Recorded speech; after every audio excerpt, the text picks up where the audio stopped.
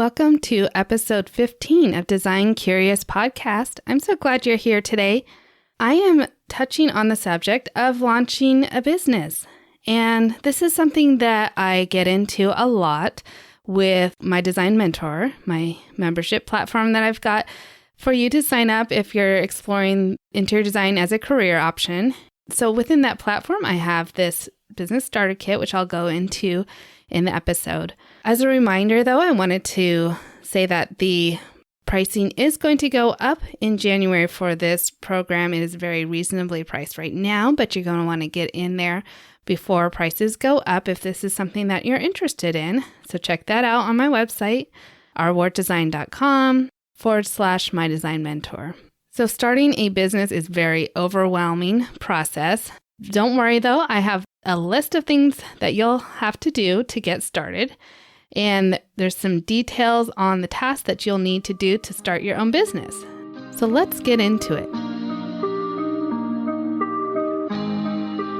You're now listening to Design Curious, a place where you, creative one, are here to learn about what it really is like to be an interior designer.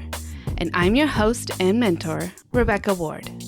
If you're worried about how to succeed in a creative career, if you're ready to learn your next steps to become an interior designer, and if you want the satisfaction of doing something you love every day, you are in the right place.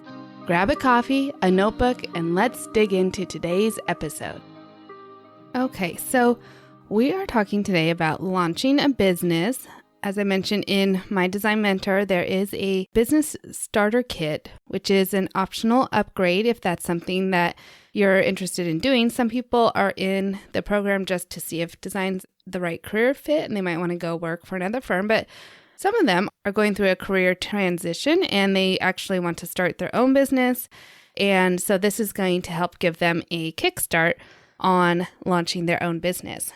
So within this starter kit, I have a checklist of 19 action items that need to be done as you start your business, and then 2 additional optional action items, and then a whole list of tools and software that you might want to purchase in order to help you get your business off the ground.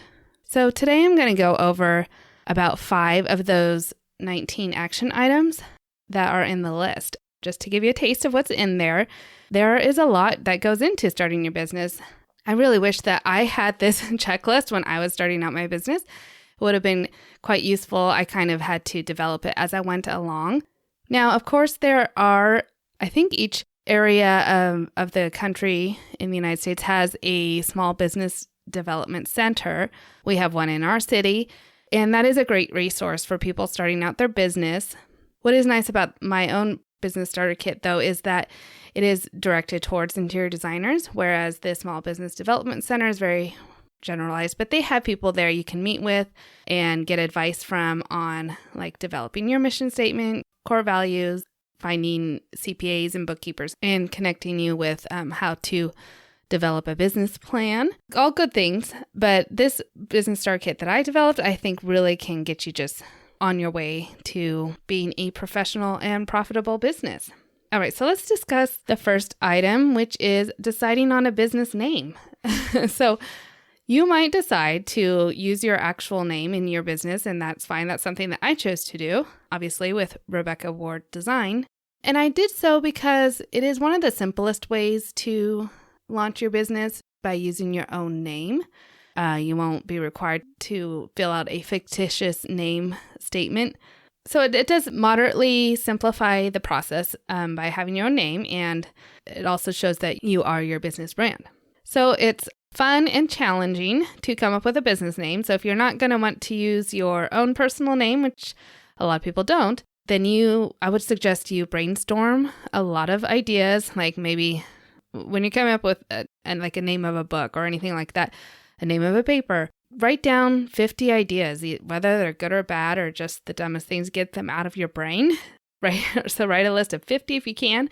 Pick your top 10 out of those 50 and do some research on those and see, maybe there's a design firm in your area that already has that name, or someone close by, or there's a really well-known business that you're not going to want to use that name because you don't want people to be confused about cross-trafficking, or their name might actually be copyrighted or trademarked. So you can narrow it down this way. And then, I would get input from friends and family. Doesn't mean that what the majority says is the right thing for you, because you're going to have to own it, be inspired by it, feel confident by it, and stand behind that name. So take your time figuring this out, because it is a big deal. Not that you can't ever change your business name, but it will be a launching pad for you with all of your branding and marketing and everything like that. One thing to keep in mind as to why not to use your personal name in your business name, like we discussed in episode 14 with Martha Lowry, is that she chose a name that was not her personal name because she's also thinking about succession planning for her business. She wanted to have a name that was transferable to a new owner, whoever would like to purchase her business when she's ready to sell it. So that way there's no rebranding, remarketing of that business. All right, so once you have settled on a name, you're going to want to create a business email. And this might not be your forever email, but it will be definitely something to get you started. So I would recommend likely using a Gmail account. So you could have your business name at gmail.com.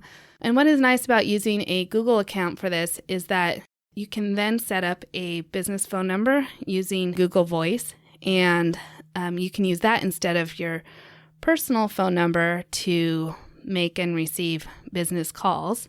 It's a textable number. You can set up a voicemail and kind of screen your calls that way. But another reason to use Google for your email is that you can also set up Google Docs, your YouTube channel, and claim your business on Google. So that can all be right there under your Gmail account. Eventually, you would probably have a website, and then you would have like your name at yourwebsitename.com as your official business email.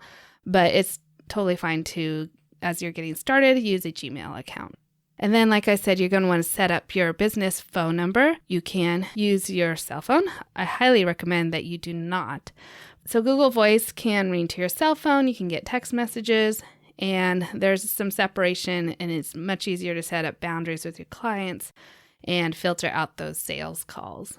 I know there is other softwares out there, other providers for business phone lines, and you can explore those as well. I've just included Google as the primary one that I recommend. One of the other things you're going to want to do after you've decided on your business name is apply for your EIN number from the IRS. That's your employer identification number. This is your number of your business. So this is how the IRS will know that you will need to be paying taxes as a business. This is a number that's often required for opening bank accounts, vendor accounts, many other business transactions. You'll be using this number a lot. So this will be in place of your social security number. So you're not giving out your personal social security all the time. Instead, you can give out your business identification number. You'll need to know the type of entity that you are before applying for this number. And I also discuss in the checklist later on. I won't get into it here, but an entity of business is whether you're like a sole proprietor or a corporation. And then you'd want to talk to a CPA about this before you get it set up. Okay, and then the other thing that I'm going to touch on today that you're going to want to do is open up a business bank account. And this is a vital step. So after you have your EIN number, then you need to go to a bank that will allow you to set up a separate bank account for your business, because you're not wanting to mingle any of your personal finances with your business transactions. So all of your business transactions should be run through this bank account. Now, if you are going to set your accounts up as per Profit First, which is a book by Mike Michalowicz, I very highly recommend you set up your bank accounts this way. It's essentially the envelope system, so it helps you separate out your money that's coming in and going out and making sure that you are also receiving a portion of that as your income. Then you're going to want a bank that will allow you to have multiple accounts without any fees attached to that. So those are 5 things that are on the checklist. There are, like I said, 14 additional action steps that you're going to want to do. So if that interests you, right now you can only access that Business Starter Kit as a member of My Design Mentor. I've been trying to work on a way to have this available to the public for a premium price, but I'm not quite convinced on the packaging of that yet, whether it would be an ebook or something like that. So for now, you can only access it through the platform. And like I have been saying, it's very reasonably priced right now, but those prices will go up in January. So if you are on track for starting your business in 2023, you're going to want to get in here, get this checklist, and get your business going.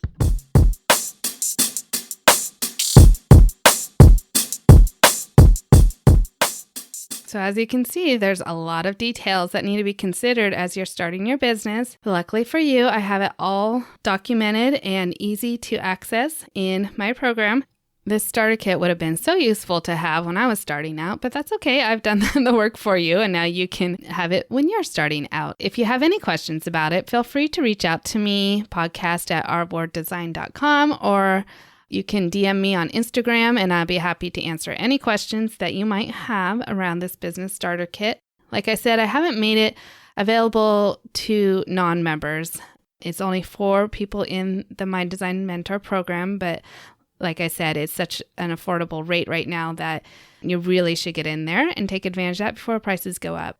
That's all I have for you this week. Stay tuned next week for a great interview that actually works very well with this topic, as I interview someone who actually will help you with this process of starting a business, and someone you're going to want to talk to. So stay tuned next week for that. And until next time, stay creative. Thanks for listening. If you love this episode, please leave a rating and a review. This helps me reach other curious creatives like you. If you have a topic request or would like to contact me, simply head over to my website, ourwarddesign.com, or email me at podcast@ourwarddesign.com.